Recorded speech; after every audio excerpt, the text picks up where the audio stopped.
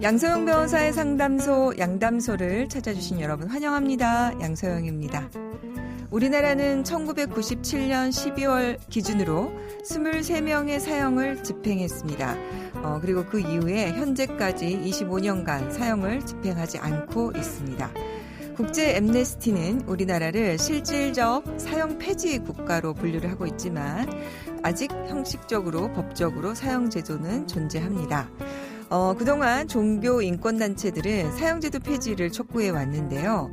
헌법재판소가 7월 사형제 폐지 헌법소원에 관한 공개 변론을 연다고 합니다. 자, 사형제도 여러분은 어떻게 생각하십니까? 법무법인 승인 양소영 변호사입니다. 네, 지난 2019년 헌법소원이 제기된 지 약 3년 만에 공개 변론을 진행한다고 합니다. 이 사건은 지난 2018년 자신의 부모를 살해한 윤모 씨 사건에서 시작됐습니다. 윤 씨는 1심에서 검찰이 법정 최고형인 사형을 구형하자 위헌법률 심판 제청을 신청했지만 법원은 이를 기각했습니다. 이후 윤 씨는 한국천주교 주교회 정의평화위원회 사형제도 폐지 소위원회를 통해서 헌법재판소에 사형제도를 규정한 형법 제41조 제1호 등에 대한 헌법소원 심판을 청구했습니다. 법무부에 따르면 현재 생존해 있는 사형수가 모두 55명입니다. 가장 최근에 사형 선고를 받은 이는 2014년 강원 고성군 22사단 일반전초에서 총기를 난사해서 동료 5명을 살해한 임모 병장이군요. 사형수 중에서 최장기간 동안 복역 중인 사람은 지난 1992년 여호와 증인 왕국회관에 불을 질러서 이듬해 사형이 확정된 원 씨입니다. 원 씨는 지금 29년째 복역을 하고 있군요. 사형제도의 위헌성을 헌법재판소가 12년 만에 다시 따져보게 됐습니다. 그래서 사형제도들에 대한 논의가 활발히 다시 좀 펼쳐질 걸로 보이는데요. 헌법재판소는 1996년에 최초로 사형제 위헌 여부에 대해서 판단을 했는데 당시에는 7대2로 합헌 결정을 했습니다. 이어서 2010년에 역시 5대4로 합헌 결정을 했는데요. 주위에서 이렇게 보면 합헌과 위헌의 그 의견수가 점점 좁혀져 있는 것을 볼 수가 있군요.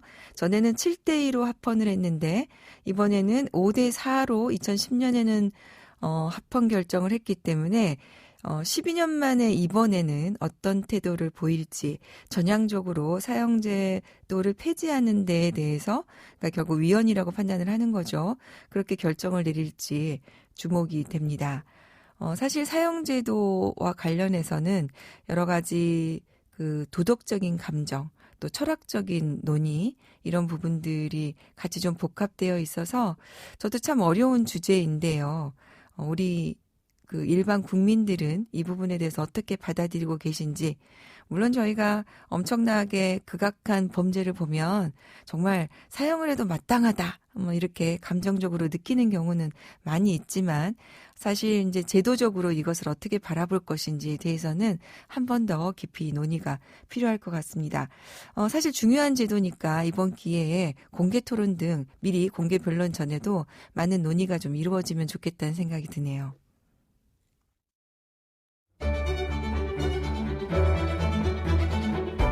세상의 모든 고민을 풀어드립니다. 양소영 변호사의 상담소. 수사에 협조하기 위해서 참고인이 자진 제출한 휴대전화. 그런데 그 속에 든 증거의 활용 범위를 놓고 논란이 일고 있습니다. 자세한 사건의 내막 장윤미 변호사님과 함께 알아봅니다. 안녕하세요. 네, 안녕하세요. 장윤미 변호사입니다. 우리 장 변호사님은 형사사건을 많이 하시나 봐요. 네, 제가 이 변호사들이 각각 직역에서 이제 전문 분야가 있는데 제 전문 분야는 형사 전문 변호사로 취득하기는 했습니다. 네. 지금 보니까 참고인이 제출한 휴대전화 속에 뭐 다른 증거들이 좀 나타났었던 모양이죠. 그렇습니다. 네, 사건을 좀 설명해 주시겠어요? 이 사건이 그 당시에 이른바 김학의 동영상이라는 게 사회를 떠들썩하게 했던 때가 있습니다. 저희 2019년에도 그렇죠. 아주 시끄러웠죠. 찍었죠. 네. 이 영상 속의 인물이 법무부 차관으로 내정된 김학의 씨가 맞느냐. 그렇다면 이 부분과 관련해서 뭔가 성접대를 받았다는 의혹이 있는데 그 당시에 경찰 수사를 뭔가 무마한 거 아니냐. 이른바 윗선에서 이런 의혹이 정말 꼬리에 꼬리를 물면서 불거졌을 때입니다. 그러면서 수사선상에 올랐던 것이 박근혜 정부의 민정수석실, 이제 곽상도 전 의원님 이제 민정수석이었는데 네. 그분이 피의자 선상에 오르게 되죠. 혹시 이 건을 수사하려고 했던 경찰에 뭔가 외압을 행사한 거 아니냐. 네. 그렇다면 이른바 이 동영상을 언제 처음 이 민정수석실에서 인지하게 됐느냐. 언론에는 언제 처음 보도가 됐느냐. 기자들은 언제 인지를 했느냐. 이 기타 등등이 상당히 중요한 내용이었습니다. 네. 이때 이른바 이 김학의 동영상이 처음 발견된 차량이 있는데 이 차량의 실제 소유주. 굉장히 이번 사건에서 중요한 참고인일 수밖에 없었습니다. 네. 그래서 우리가 이 청와대 민정수석실에 직권남용 권리행사 방해죄를 수사해야 되니 한번 참고인으로 나와서 수사에 협조를 해 주십시오라는 게 검찰의 제안이었고 이 영상을 전달한 그렇습니다. 사람. 네. 그래서 이 부분과 관련해서 참고인은 흔쾌히 검찰의 수사에 협조하기로 결심을 합니다. 왜냐하면 본인도 이제 다른 건에서 사기 피해를 굉장히 크게 당한 건도 있고 해서 그 부분도 검찰이 수사 중이었기 때문에 검찰의 수사 협조를 하면 내가 피해를 본 다른 건에 대해서도 뭔가 좀 그래도 플러스 요인이 되지 않을까라고 좀 판단을 했던 겁니다. 그런데 그때 그 참고인, 그러니까 칩을 영상을 건넨 사람이 바로 건설업자 윤중천 씨, 그러니까 별장에서 성접대를 했다고 지금 지목된 윤중천 씨와 관계가 있고 이 윤중천 씨로부터 성폭행이나 사기 피해를 당했다고 주장했던 그분 아닌가요? 그렇습니다. 그래서 본인도 윤중천으로부터 무려 사기 피해를 21억 원을 받았다. 이 부분은 대법원에서까지 사기를 이제 피해 금액으로 최근에 확정이 된 게 있고 그래서 수사에 협조를 했던 그렇습니다. 모양이군요. 본인의 어떤 진행 중인 내역도 있어서 이렇게 요구를 합니다. 검찰이 우리가 이른바 이 동영상과 관련해서 당신의 휴대전화가 필요하니 이 부분을 임의 제출해 줄 수 있겠습니까? 임의 제출이라 함은 자진해서 자발적으로 내줄 수 있느냐는 의사표시를 하겠냐는 겁니다. 흔쾌히 그렇게 하겠다라고 했고 그 당시에 여러 가지 정보들이 휴대전화에는 들어있기 때문에 내가 좀 정리할 것도 있고 하니 좀 추후 제출하겠습니다라고 해서 검찰 수사관들이 직접 그 분이 계시는 곳까지 내려와서 수거를 해갔습니다. 네. 그런데 이 수사, 이른바 이 당시 민정수석실의 직권남용 혐의에 대해서만 이 휴대전화를 활용했느냐?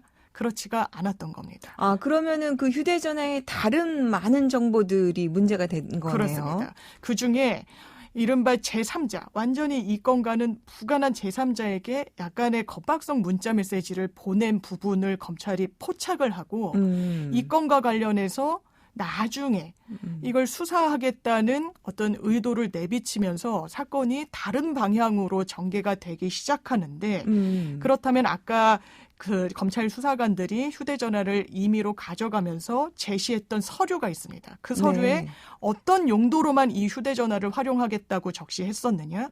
민정수석실의 직권남용 권리행사 방해죄에 대해서만 활용하겠다고 했습니다. 이게 지금 사실 개인정보이고 이런 부분들이 문제가 될 텐데 참고인 입장에서는 수사를 협조하려고 제출을 한 건데 오히려 자신이 불리하거나 곤란한 상황에 빠질 수 있다. 이렇게 돼버린 거네요. 그렇습니다. 그래서 이 사건과 관련해서도 이 문자를 보낸 부분을 별건으로 수사를 한 다음에 기소를 했는데 다 무죄 판결을 받았습니다. 네. 지금 말씀 주신 대로 왜 무죄 판결을 받았느냐.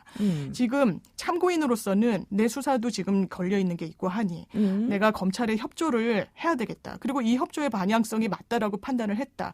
그리고 본인과 관련해서 전혀 불똥이 튈 거라고는 생각하지 못했던 문자 메시지를 별건으로 추출을 해서 이것을 기소했다. 저는 이게 일반적인 사건이었으면 검찰이 아마 이런 선택을 안 했을 수도 있겠다라는 생각을 하는데 네. 이 부분이 이른바 뭐 김학의, 윤중천 사회를 떠들썩하게 하면서 뭔가 검찰 수사가 굉장히 미진했다. 검찰 내부의 어떤 비위에 대해서는 목소리를 내지도 못하고 사실상 봐주기로 일관한다라는 그런 비판에 직면한 이런 상황 속에서 뭔가 급하게 했군요. 피해자를 이 다른 수사를 하는 데 있어서 당신 이 문자와 관련해서 우리가 인지하고 있는데 다른 수사에 대해서 협조 안 하시겠습니까? 라면서 이 본인들의 수사를 진행해 나갔던 이 부분 법원에서 허용되지 않는다라고 명시적으로 판결했고 이 부분과 관련해서는 최종적으로 2심에서까지 무죄가 나왔지만 검찰이 상고하지 않음으로써 확정이 된 그런 사안입니다. 그 정리를 하자면 이미 제출한 자료를 다른 용도로 사용한다면 위법 수집 증거가 된다. 그렇습니다. 이런 부분 아니겠습니까? 그렇습니다. 그래서 검찰은 이게 위법 수집 증거 일 수는 있지만 나중에 이 문자를 받았던 이 피해자 다른 그 사람이 증인으로 나오기도 했고 추후에 수사가 될 때 별다른 이의 제기를 하지 않았으니 이 위법 수집 증거의 인과관계가 희석됐다 내지는 단절됐다 이런 주장도 했습니다. 법원 네. 받아들이지 않았습니다. 일단 이런 식으로 참고인의 이미 제출 휴대전화에서 별건의 범죄 혐의를 인지한다면 검찰 수사에 협조할 어떤 참고인은 없을 거라는 점을 분명히 한 것이고 그런 식으로 범죄의 단서를 인지해서 수사하고 싶으면 별도로 법원을 통한 압수수색 영장을 받든지 네. 하는 적법 절차를 지켜야만 수사의 인권 어떤 대상자인 사람의 인권이 보장된다라는 점을 재차 다시 확인한 판결로 의미가 있다라고 생각이 듭니다. 네. 사실 이제 최근에는 휴대폰이 정말 너무나 많은 정보를 담고 있어서 이것에 대해서 비밀번호를 알아서 열 수 있느냐, 아느냐, 많으냐 이것도 기사화 많이 되기도 했지만 일단 오늘 장 변호사님이 정리해 주신 내용으로 본다면 휴대전화와 관련해서 정보를 제출하고 이미 제출하더라도 반드시 그와 관련한 수사 목적, 용도 외에는 사용할 수 없도록 네. 이미 제출 동의서를 쓸 때 그 부분도 조금 확인을 하셔야 되겠다. 그러면 좋을 것 같습니다. 그리고 그 나머지 부분에 대해서 수사가 되거나 기소가 된다면 위법 수집 증거 배제 원칙에 의해서 이와 관련해서는 무죄가 선고돼야 된다. 이런 형사법적인 부분이 좀 정리가 될 수 있겠네요. 네, 그렇습니다. 네, 오늘 장현미 변호사님 도움 말씀 감사합니다. 네, 감사합니다. 양소영 변호사의 상담소 양담소는 내일 또 문을 엽니다. 끝곡 카라의 판도라 들려드릴게요. 양소영이었습니다.